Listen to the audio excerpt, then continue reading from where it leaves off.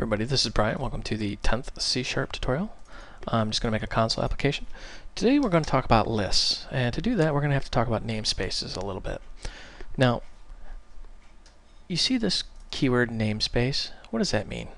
Well, remember, we've kind of talked about this briefly, where a namespace is like an apartment, and you can only have one person of one name in an apartment.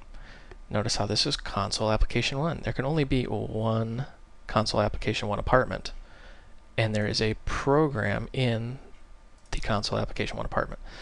So what this does is it separates things. So if you make a class or a blueprint, and let's say you make a class called cat, because I like cats, and somebody else makes a class called cat, well, that's going to be a name conflict. So you have to put them in separate namespaces. That way someone would go to your namespace and use your cat class, or their namespace and use their cat class. Well, you see all these using? These are all namespaces. So you've been using this all along and never known it. System, that's the core system of .NET. System collections generic, that's something we're going to be working with today. System link, we'll cover that in the future. And system.text, that deals with text processing. So you're using namespaces. Now, what we want to do is make a list. So if you type in list, and you notice how it's got these less than and greater than signs. And it's got this thing and these and these. What is all this stuff? Well, these are collections. They're also called generics. And just select list with the little brackets. And then if it doesn't pop up, type the bracket. Notice how it says system collections generic list T. T is the type of elements in the list. Well, give it a type. String in this case. And then in bracket. Now we have to give it a name. This is just a variable we're making here. So we're going to say customers equal new, and then you have to give it the in brackets at the end there. So this looks very complicated, but let's review it. List, so we're making a list object. The type of things that go in the list is a string. So we're saying this is a list of strings.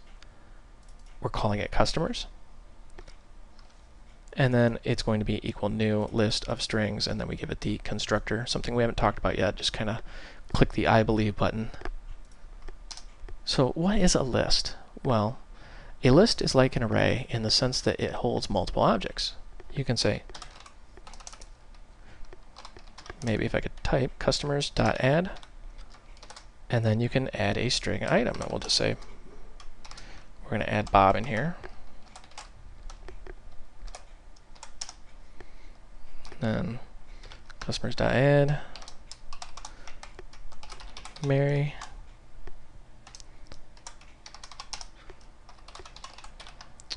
.add, and I'm just going to pick a name at random here. We're just going to say Chad.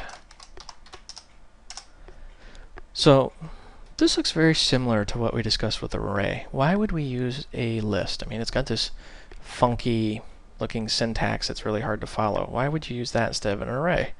Well, simple. Lists are much, much more powerful. An array, you hit an upper limit and you stop. You can't add any more. You'd have to make a bigger array and then copy the items to it. With a list, you can just keep growing and growing and growing.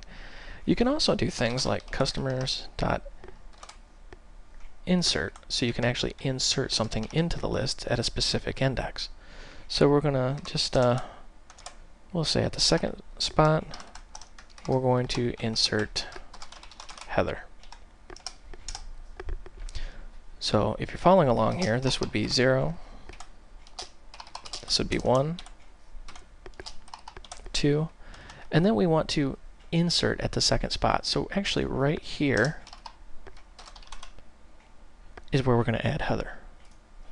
So let's just say for each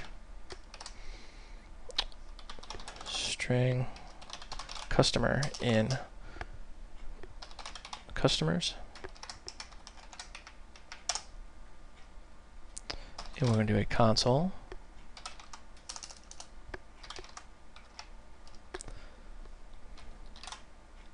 right line customer,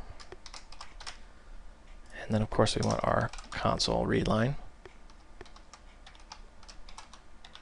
That way we keep the window open here.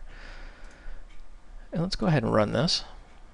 And sure enough, we have Bob, Mary, our inserted item of Heather, and Chad. That's something you really can't do with an array. Arrays are kind of old school, very rigid, very difficult to work with. And to be honest, arrays are kind of, I want to say they're going the way of the dinosaur, but they'll be around for a long time for legacy reasons.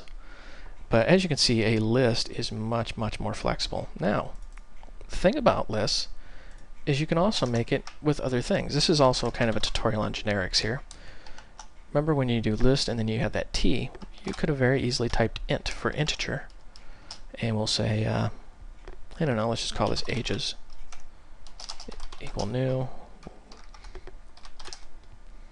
And then you could say, oops, ages.add. And you could just add a 10. And you kind of get the drift here. I mean, you can just, till your heart's content, just start adding things. There's no upper limit, no upper bounds. You'll just keep going and going and going. And because you give it this type, you know what type of objects it expects and what type of objects you're going to get back. For example, when we say for each string customer and customers, if we change this to an int,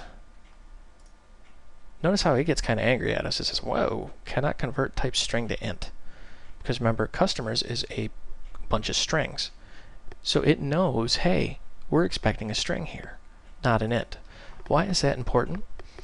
Well, that's important because if you try to get an integer out of a name, say Bob, Bob is not a number.